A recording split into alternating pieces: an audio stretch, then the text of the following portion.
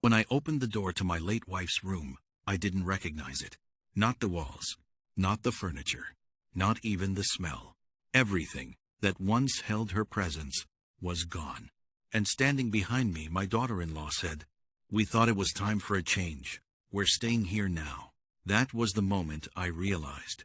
This wasn't just about paint. My name is Henry Carter. I'm 67 years old, a retired carpenter, a widower, and a man who believed that even after loss, some things should remain untouched. Some memories protected. Apparently, I was wrong. My wife Eleanor passed away 3 years ago. The house changed after that. Quieter, colder. But her room, that room stayed exactly the same. Not because I was stuck in the past, but because it was the only place that still felt like her. The curtains she chose, the dresser she polished every weekend, the faint scent of lavender she loved. It wasn't just a room. It was the last piece of her that hadn't faded. My son Daniel moved back in a year ago, said he needed time to get back on his feet. I didn't question it. He's my son. You don't ask your son for explanations when he comes home. You open the door. He brought his wife, Megan, with him. At first, things were fine. Quiet, respectful, or at least, I thought so. Megan kept to herself mostly. Polite, distant, the kind of person who smiles without warmth. I ignored it. Not everyone has to like you. But there was one thing I made clear from the beginning. Her room stays the same, I told them. Not a request. Not a suggestion. A boundary. They both nodded. Agreed. No arguments. Or so I believed. Last week, I had to leave town for 2 days. Old friend. Medical issue. I didn't think twice about it. The house was in good hands. Or at least, I thought it was. When I returned, something felt off immediately. The front door was unlocked. That never happened. I stepped inside. The air smelled different. Fresh paint, strong, unfamiliar. My chest tightened. I walked slowly down the hallway, toward her room, each step heavier than the last. And when I opened the door, everything inside me stopped. The walls were no longer soft cream. They were bright white. The curtains gone, replaced. Her dresser moved. Her photographs missing. Even the bed. Different sheets. Different covers. Like someone had erased her. Piece by piece. I stood there, frozen, trying to understand what I was seeing. Trying to believe it wasn't real. Then Megan's voice came from behind me. We thought it was time to refresh the space. Refresh. That word cut deeper than anything. I turned slowly. What did you do? She didn't look guilty. Didn't look nervous. Just confident. We repainted, rearranged a bit, made it more livable. More livable. As if it wasn't before. As if my wife's presence made it unlivable. Daniel stepped into the hallway. Dad, we were going to tell you. When? I asked. Silence. Because there was no good answer. I stepped back into the room, looked around again. Every detail wrong. Every memory disturbed. Where are her things? I asked. Megan crossed her arms. Packed away. Safely. Packed away. Like old furniture. Like something that didn't matter anymore. I felt something shift inside me. Slow. Heavy. Not anger. Not yet. Something colder. You had no right, I said quietly. Megan shrugged. It's just a room. No, it wasn't. And the fact that she could say that told me everything about her. Daniel stepped forward. Dad, listen. No, I said. You listen. My voice didn't rise, didn't shake, but it carried. Because this wasn't just about walls and paint. This was about respect. You crossed a line, I said. Megan didn't back down. If we're going to live here, we need space. There it was, the truth. Finally, you're already living here, I replied. Yes, she said, but not like this. I narrowed my eyes. What does that mean? She looked at me, straight, unapologetic. It means we're not temporary. Silence, heavy. Then she said the words that changed everything.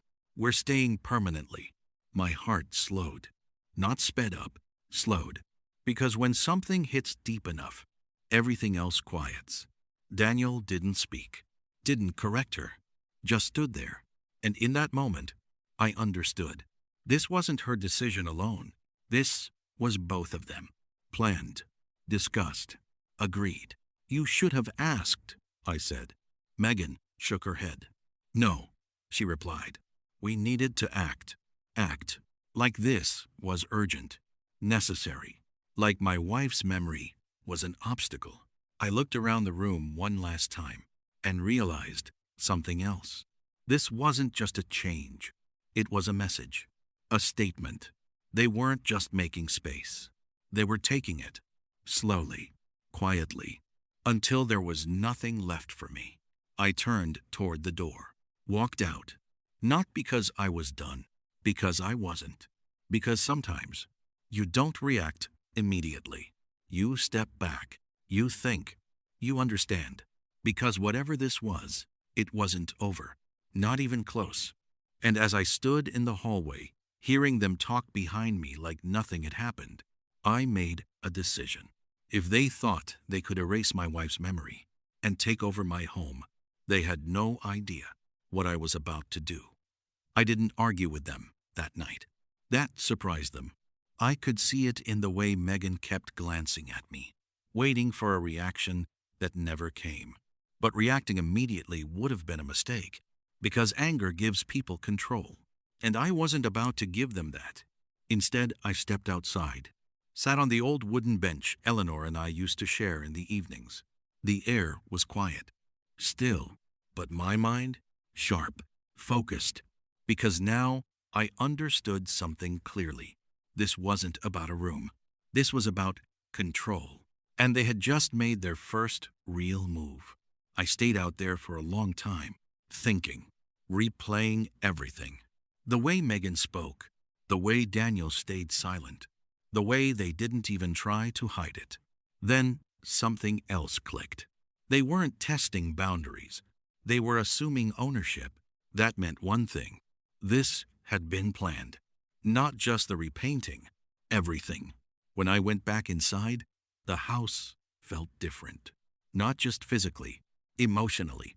Like I was no longer the center of it. Like I was a guest. Megan was in the kitchen, cooking, like nothing had happened. "Dinner will be ready soon," she said casually. I nodded. "Thank you." She paused. That response threw her off, because she expected resistance. Daniel sat at the table, quiet, avoiding eye contact. I sat down across from him. Neither of us spoke for a moment. Then I said, "When did you decide this?" He hesitated. Then, "Last month." There it was. Confirmation. "So while I was living here, you were planning to take over." He looked up. "It's not like that." "Then explain it to me," I said. His voice dropped. "We needed stability." Stability. That word again. Different story. Same meaning. "And I'm unstable?" I asked. "No," he said quickly. "That's not what I meant." "Then what did you mean?" He didn't answer. Because he couldn't. Because the truth didn't sound good out loud. Megan stepped in, placing plates on the table. "You're making this bigger than it is," she said. "No," I replied calmly. "You're making it smaller than it is." She exhaled sharply. "It's just a room." There it was again. That same dismissal. Like my wife's memory was disposable. I looked at her, long, carefully. "You never knew her," I said. "No," she replied. "But I live here now." That sentence carried weight, more than she realized. Or maybe exactly as much as she intended. After dinner, I went to my study, closed the door, and made a call. Mr. Henson answered on the second ring. "Henry, I need to review everything," I said. He didn't ask questions. "Come by tomorrow." That's why you keep people like him in your life. Not for when things are easy, for when they're not. That night, I didn't sleep much. Not because I was upset, because I was thinking, planning, understanding. Because reacting emotionally would lose me everything. But acting strategically might give it back. The next morning, I left early. Before they woke up, didn't say anything, didn't leave a note. Because right now, silence was more powerful. At Mr. Henson's office, everything became clearer. Legally, I had more control than they thought. Yes, I had allowed them to stay. Yes, Daniel had partial rights to the house. But full control? No, not even close. They can't push you out, Henson said. Not without your consent. That was important, but not enough. Can I remove them? I asked. He leaned back. Legally, yes, but it won't be simple. Nothing ever is. And the room? I asked. He gave me a look. That's not a legal issue. No, it wasn't. It was personal. And sometimes, those are harder. I left his office with a plan forming. Not complete, but enough. Because now I knew two things. They thought they were in control, and they thought I would accept it. Both assumptions. Wrong. When I returned home later that afternoon, the house was quiet. Too quiet. I walked in. No voices. No movement. Then I heard it. From her room. Laughter. I moved down the hallway slowly and stopped at the door. It was open. Megan stood inside, showing the room to someone. A friend. See? She said proudly. It's much better now. Better. That word again. Her friend nodded. It looks brand new. Megan smiled. Exactly. We needed a fresh start. Fresh start. I stepped into the doorway. And whose start is that? I asked. They both turned, surprised. Megan's smile faded slightly. You're back. Yes, I said. And I think it's time we have a real conversation. Her friend looked uncomfortable. Good. She should. Because some things aren't meant to be witnessed. Megan crossed her arms. This isn't the time. No, I replied. It is. Daniel walked in behind me. He must have just come home. Perfect timing. Because now, everyone was here. And I was done waiting. Sit down, I said. Not loud, not aggressive, but firm. Because this time, I wasn't stepping back. I was stepping forward. And they were about to realize I wasn't the man they thought I was. They didn't sit right away. Megan glanced at Daniel. Daniel looked at me. And for a moment, no one moved. That silence told me everything. They weren't used to this version of me, the one who didn't step back, the one who didn't avoid conflict. Now, I said again, calm, steady, controlled. Megan sighed, then turned to her friend. Give us a minute. The friend didn't argue. She left quickly. Smart move. Because whatever was about to happen wasn't something she wanted to be part of. The room fell quiet again. Just the three of us, standing in what used to be my wife's room. But now, it felt like neutral ground, a place where truth was about to surface. Daniel sat first, reluctantly. Megan followed, still standing tall, still defensive. I didn't sit. I stayed standing, because this wasn't a conversation between equals anymore. This was a line being drawn. You said you're staying permanently, I began. Megan nodded. Yes. On what basis? I asked. She frowned slightly. What do you mean? I mean, I said, what gave you the authority to make that decision? She crossed her arms. We live here. That's not what I asked. Daniel stepped in. Dad, we talked about this. No, I said. You talked about it without me. Silence. Sharp. Uncomfortable. Let's be clear, I continued. This is my house. Megan shook her head. Not entirely. There it was. That assumption again. I nodded slowly. You're right, I said. Daniel looked surprised. Megan too. Because they expected resistance, not agreement. But partial ownership doesn't give you control, I added. That's where you're mistaken. Megan's expression hardened. We're not mistaken. I reached into my bag, pulled out the documents, placed them on the table. Read. Daniel leaned forward. Megan hesitated, then grabbed the papers. As her eyes moved across the page, I watched her confidence fade. Slowly, piece by piece, Daniel's face followed the same path. "What is this?" he asked. "It's the agreement you overlooked," I said. "Conditions you ignored." Megan shook her head. "This doesn't change anything." "It changes everything," I replied. "You can't force me out. You can't take full control. And you certainly can't rewrite what this house means."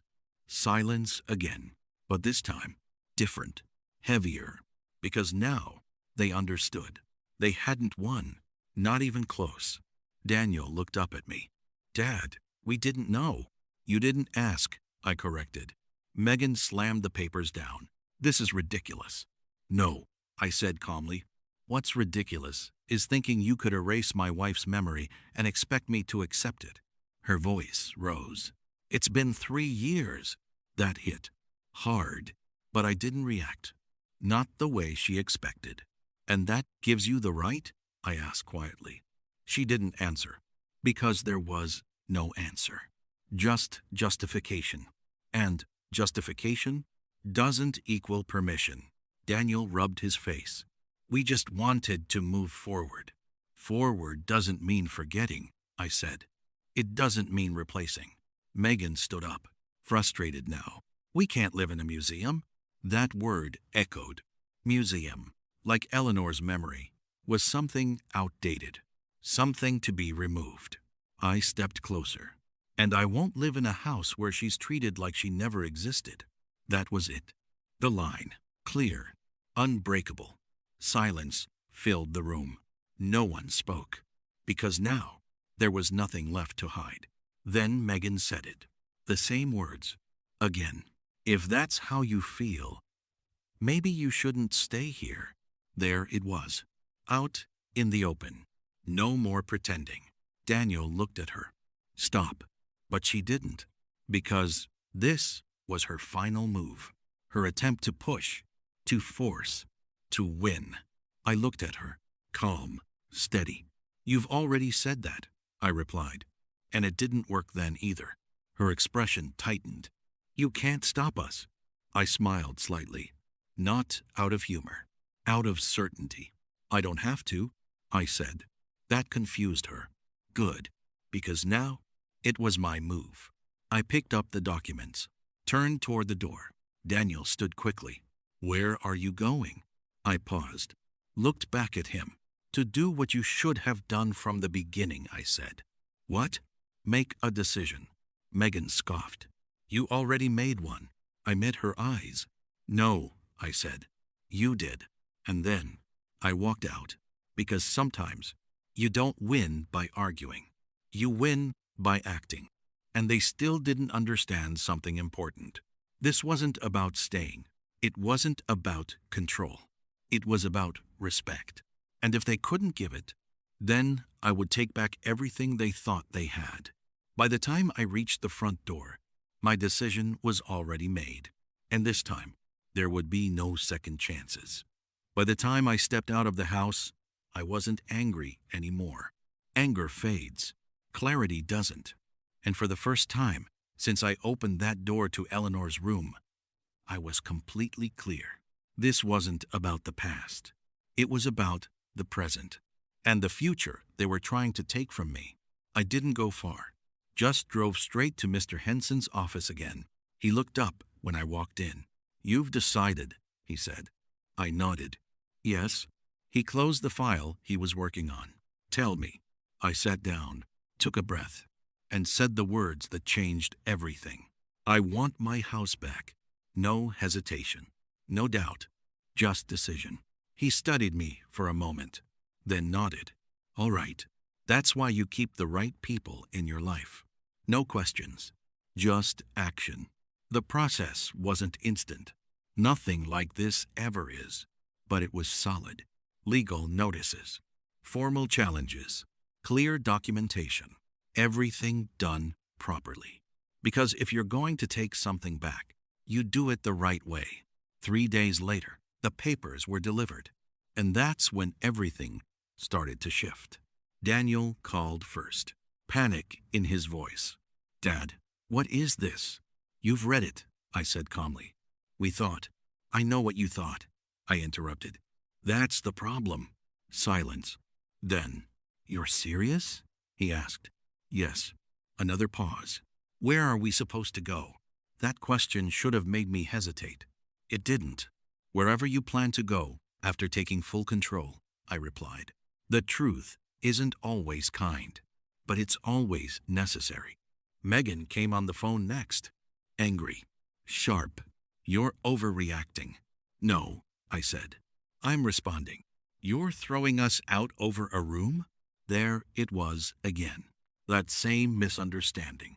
"It was never just a room," I replied. She scoffed. "This is unbelievable." "No," I said quietly.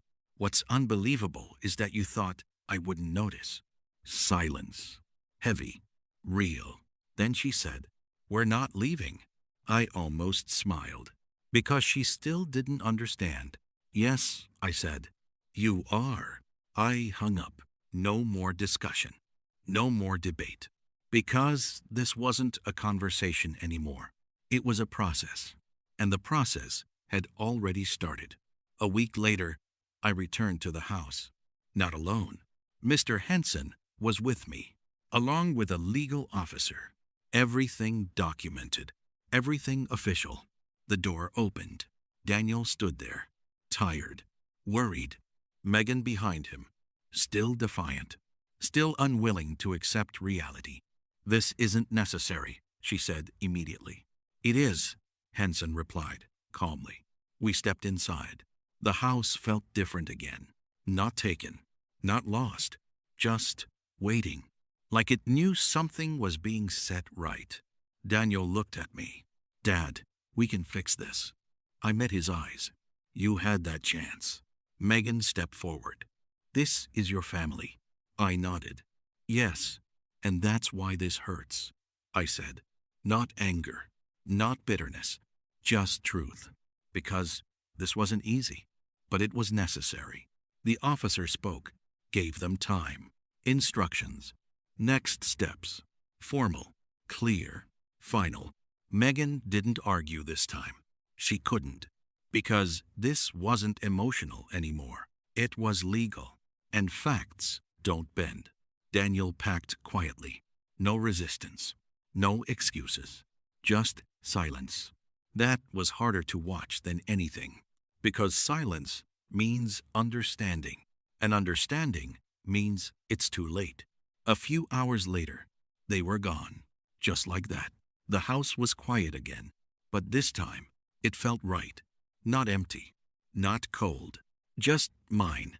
I walked slowly down the hallway, stopped at her door, took a breath, and opened it.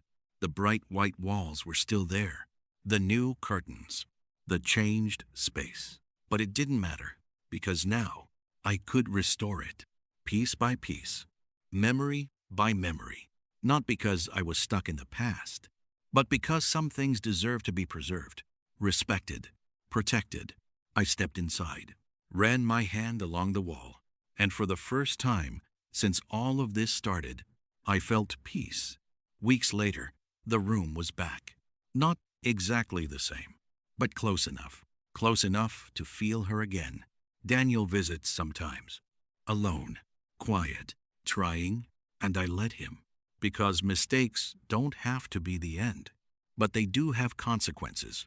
As for Megan, she never came back, and that was fine, because some people don't belong in certain spaces.